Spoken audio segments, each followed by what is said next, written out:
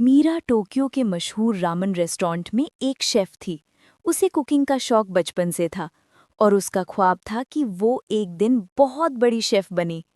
एक शाम जब वो स्पेशल ब्रॉथ तैयार कर रही थी, जैसे ही उसने मछली काटी, उसके अंदर से एक चमकदार सुनहरा चम्मच निकला। मीरा ने सोचा, ये शायद कोई पुराना एंटीक होगा, और उसने उसे अपने बैग में रख लिया। अगली सुबह जब मीरा अपने लिए मीसो सूप बना रही थी, उसने वो चम्मच सूप में डाला। सूप रोशन होने लगा। जैसे ही मीरा ने एक सिप लिया, उसका सर घूमा और वो बेहोश हो गई। होश आया तो उसने देखा कि वो एक बड़े महल में है। उसने हैरानी से अपने कपड़ों को देखा। वो अब एक प्रिंसेस के लिबास में थी। तभी एक नौकरानी आई और बोली, शहजादी अमूरा, सब आपका इंतजार कर रहे हैं दरबार में। मीरा हैरान रह गई कि ये सब क्या हो रहा है। दरबार में मलिका लैला उसकी खैरियत पूछती है।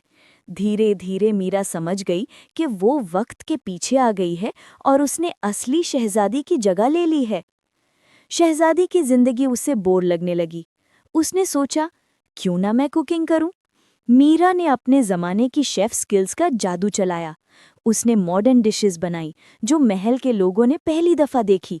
सब उसके खाने के दीवाने बन गए।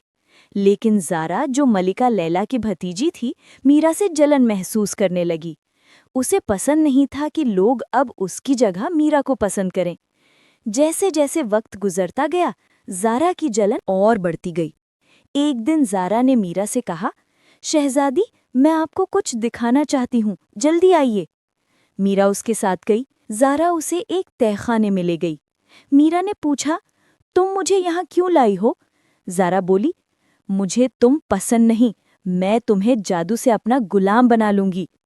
वो जादू करने लगी, लेकिन मीरा असल में इस दुनिया की शहजादी नहीं थी। वो एक और ज़माने से आई थी, इसलिए जादू उल्टा पड़ गया। ज़ारा खुद एक टाइम के भंवर में खिंचा गई और गायब हो गई। मीरा बेहोश हो गई। जब उसने फिर आंखें खोली तो वो दोबारा अपने टोक्यो के छोटे किचन में थी।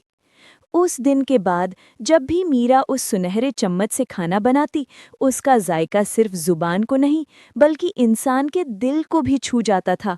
लोग उसका खाना खाकर खुशी और सुकून महसूस करते। धीरे धीरे मीरा टोक्यो की सबसे मशहूर शेफ बन गई।